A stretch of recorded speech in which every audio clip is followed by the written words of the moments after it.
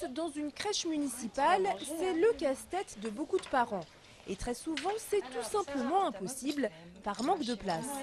Heureusement, de nouvelles formules voient le jour. C'est le cas de cette crèche d'entreprise située rue de Belfort à Angers. Elle vient d'ouvrir, c'est une première dans la région. Le principe, c'est l'employeur et non pas les parents qui contactent directement la crèche pour réserver des places. Cathy est salariée à la Caisse nationale de prévoyance, une entreprise qui emploie 400 personnes sur Angers, majoritairement des femmes. C'est une très bonne initiative et qu'on attendait depuis assez longtemps, parce que moi je suis maman depuis 16 mois, donc j'avais pas fait de démarche avant, sachant que mon entreprise avait déjà lancé l'idée depuis un certain nombre d'années, ça s'était jamais fait. Donc là ça y est, c'est enfin abouti, je trouve que c'est une très bonne nouvelle, et puis bon, moi ça m'enlève une grosse épine du pied, parce que sachant qu'il n'y a pas de place en crèche. L'autre avantage, c'est la proximité de la crèche, située à 2 pas de l'entreprise. Si jamais ils ont besoin, ils peuvent venir à tout moment. S'ils ont fini le travail plus tôt, voilà, et qu'ils ont envie d'aller faire les courses avec leur enfant, ils passent le prendre à la crèche. Ils peuvent aller faire un petit tour avant de rentrer. Enfin voilà, c'est vraiment très intéressant. Pour Sandrine, c'est du stress en moins. La journée, elle peut se concentrer sur son travail. Si la maman est bien, la salariée est bien, donc il s'y retrouve. Une maman qui s'inquiète pour son enfant, ou si la garde est difficile, il y a des trajets, forcément on n'est pas optimal au niveau de notre journée de travail, tandis que là au moins une fois qu'elle est confiée le matin, voilà, on est parti pour notre journée de travail, on sait qu'ils sont bien. Des parents et des enfants heureux, la formule de la crèche privée séduit de plus en plus d'entreprises. En France, une 60aine de structures existent déjà.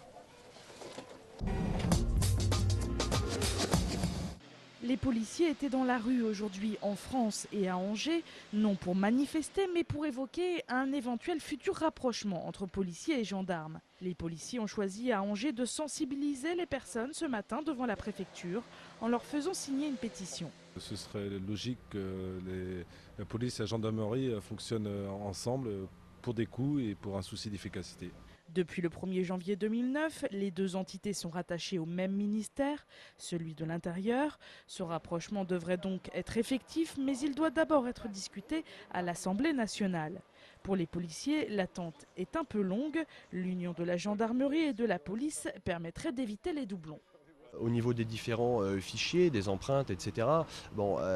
Pourquoi avoir des doublons, avoir plusieurs fichiers? Un seul fichier permettrait à tout le monde de travailler d'une façon plus simple. C'est pareil, un seul organe de commandement, ce serait également beaucoup plus simple.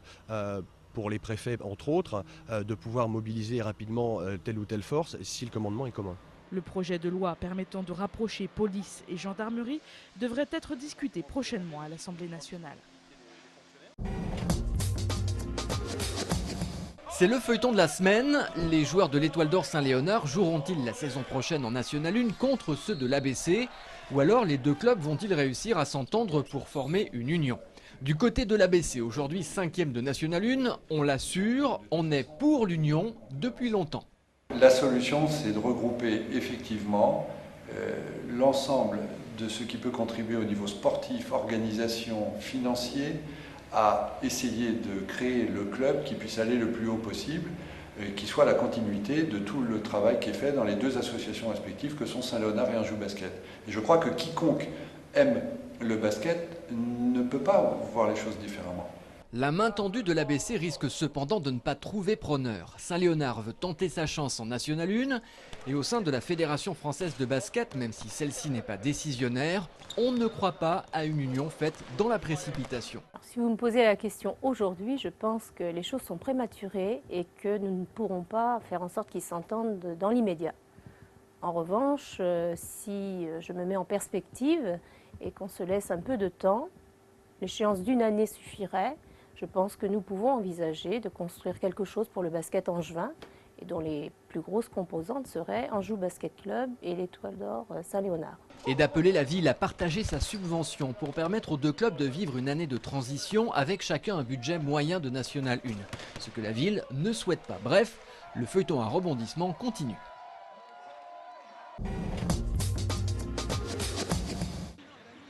Le 7e contre le 8e de Ligue 2. Voilà la rencontre qui sera l'affiche demain soir du stade Gaston Gérard de Dijon. Après leur bon match nul à domicile contre Metz, les footballeurs d'Angesco se rendent donc en Côte d'Or pour y affronter une équipe dijonnaise qui reste sur une défaite peu reluisante 2-1 sur la pelouse de Troyes. Après avoir flirté avec la montée en Ligue 1, les hommes de Jean-Louis Garcia vont maintenant tenter de finir ce championnat à la 7e place. Si on pouvait parvenir à battre cette équipe de Dijon, ça serait l'idéal parce que là on se mettrait vraiment dans une position parfaite pour pouvoir atteindre cet objectif qui était le meilleur de nos objectifs de début de saison, c'est-à-dire finir dans le premier tiers de ce championnat. Là tu vas avoir des petites marches à descendre mais toutes petites. Tu vas essayer de... Marie a 7 ans, elle est en CP dans une école d'Avrier. Déficiente visuelle, elle doit en plus suivre 2 fois par semaine à Angers, à l'Institut Montéclair, différents cours qui vont lui permettre de dépasser son handicap. Ici, séance de locomotion pour apprendre à utiliser la canne, prendre ses repères et éviter d'éventuels obstacles. Le but c'est ça, c'est d'être le plus autonome possible en fonction de son âge aussi, de ses capacités, de ses besoins.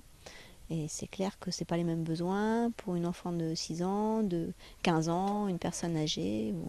Donc on adapte en fonction des besoins et des demandes des personnes. Donc là, tu peux rajouter du beurre. Et là, c'est ce que tu aimes bien faire, c'est malaxer avec tes mains. À l'Institut Montéclair, Marie suit aussi des séances dites d'autonomie de la vie journalière. On joint l'utile à l'agréable, préparation de petits sablés, tout en suivant des règles simples.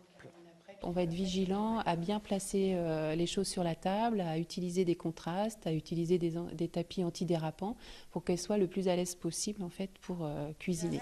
Comme Marie, une centaine d'enfants et d'adolescents viennent chaque année apprendre à s'intégrer en milieu ordinaire. Mais l'Institut Montéclair vient également en aide aux adultes malvoyants ou non-voyants. C'est des interventions pour adapter le poste de travail d'une personne qui a besoin de cette adaptation-là pour pouvoir continuer à travailler dans son milieu professionnel. Mais c'est aussi intervenir dans le cadre d'une formation, permettre à une personne d'être autonome pour poursuivre de façon autonome sa formation, en milieu ordinaire toujours. Pour en savoir plus sur l'Institut Montéclair, il faudra se rendre aux portes ouvertes de l'établissement samedi entre 10h et 17h.